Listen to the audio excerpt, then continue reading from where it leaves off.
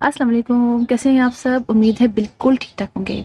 आज हम एक इंडोर प्लांट के बारे में बात करेंगे। ये जो प्लांट आप देख रहे हैं ये है फिलोडेंड्रॉन ज़ेनाडू। बड़े खूबसूरत लीव्स हैं इसके और देखने में बड़े अच्छे लगते हैं कटे कटे से।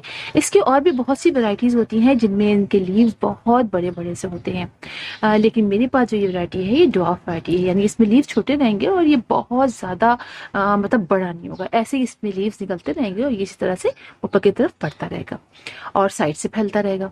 अच्छा, ये प्लांट जो है बहुत ही मतलब समझिए प्यारा प्लांट है और हार्डी प्लांट भी है।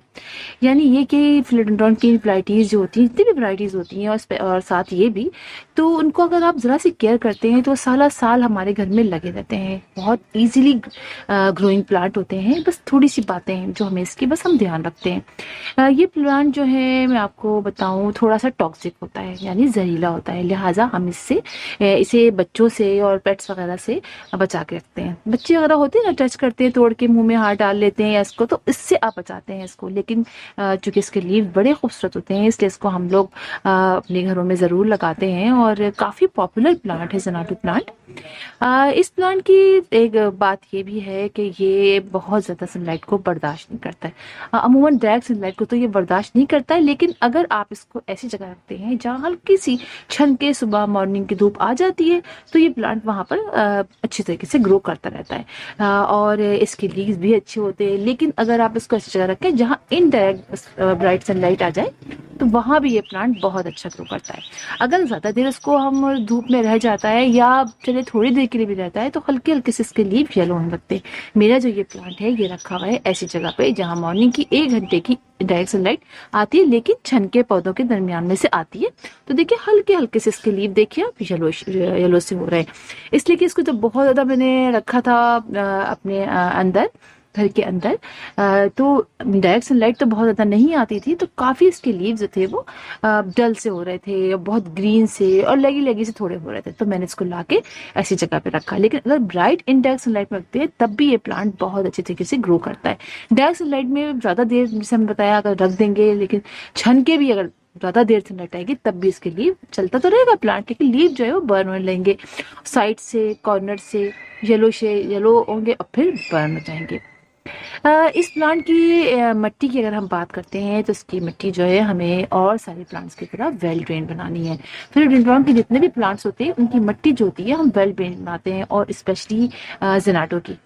इसलिए कि ज़रा से ज़्यादा अगर आप उसमें पानी डाल देते हैं और पानी आपके प्लांट के अंदर रह गया पॉट के अंदर, तो जो है वो इसकी जो सारी टैप रूट्स होती हैं जो सामने देखिए साइड साइड से ये जा रही होती है ना, सब फंगस लगना शुरू हो जाता है इनके अंदर और फिर हमारा प्लांट खराब होने लग जाता है।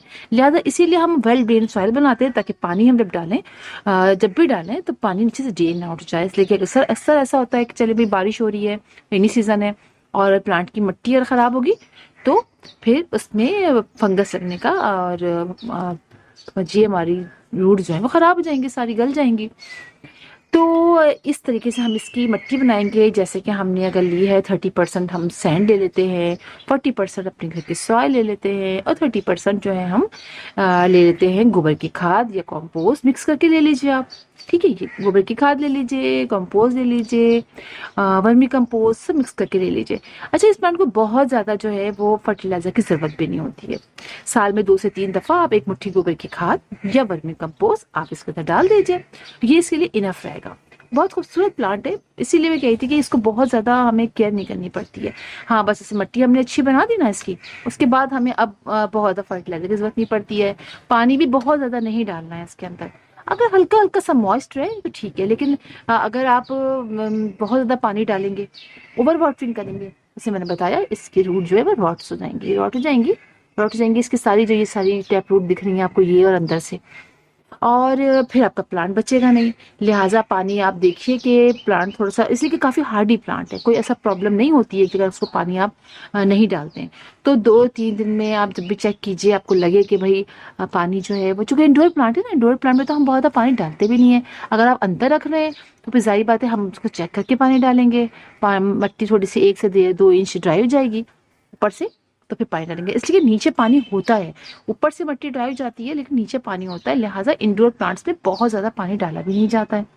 अच्छा, अब बाहर रखेंगे ना आप गर्मियों में, तो फिर आप इसको बेशक चेक करके कि आपको लगे कि हाँ बहुत गर्मियाँ हो रही हैं, तो चूंकि गर्मियों में थोड़ा सा प्रॉब्लम हो जाती है इस प्लांट को, इसीलिए हम इसके पानी जो है फिर रोजाना डाल देते हैं। और ऊपर से मिस्टिंग कीजिए आप रोजाना ही, अगर आपको लगे गर्मियों में बहुत गर्मियाँ हो रही हैं और बहुत ज़्यादा लू चल रही है, तो आप पानी का स्प्रे कर दीजिए, बस इसको वॉश कर दीजिए, तो ये प्लांट बहुत अच्छा फील करता है। ग्रीन ग्रीन इसकी लीव्स रहती हैं और बड़ा अच्छे तरीके से ये बढ़ता भी रहता है। अच्छा, एक बात ये कि आप इसके अंदर जो है, एक तो हमने दोनों तीनों बातें कर ली इसके अंदर, ठीक है।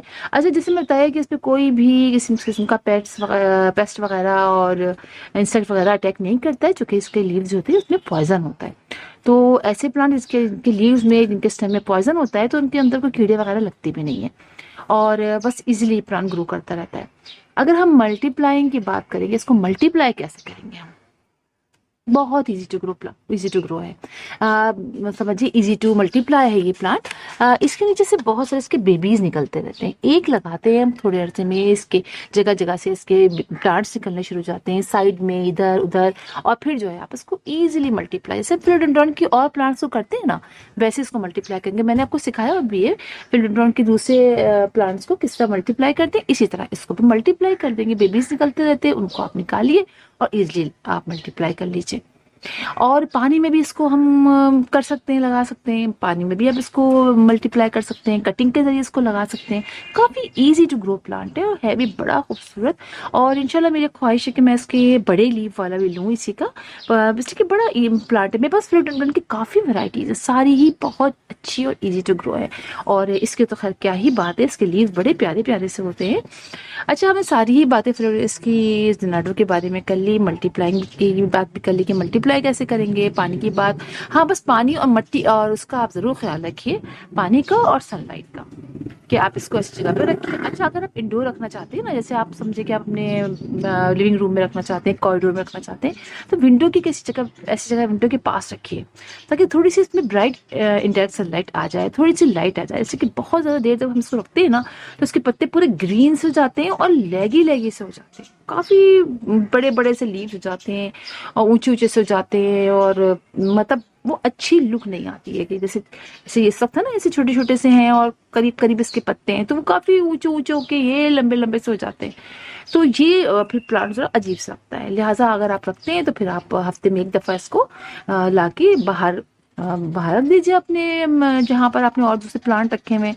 अगर आपने अपने लिविंग रूम में रखा हुआ है, थोड़ी सी आप इंडोर आउटडोर जाके इसको रख दीजिए। लेकिन वो भी ये नहीं कि क्या आपने अभी या इंडोर रखा हुआ है और खूब आपने मतलब शेडी एरिया में रखा है, क्या बिल्कुल ब्राइट इंटेंस सनलाइट में, या हल्की सी जहाँ पे धूप भी आ रही है या बहुत गर्मी हो रही है वहां रख दें, ऐसा नहीं कीजिएगा। ऐसी जगह रखिएगा जहाँ पर हल्की ब्राइट मतलब हल्की हल्की इंटेंस सनलाइट आए, तो उसमें भी 1 घंटा आप रखा रहेगा ना आपका प्लांट, एक दिन रखा रहेगा, तो भी बहुत अच्छा इसमें इसकी ग्रोथ होती रहेगी।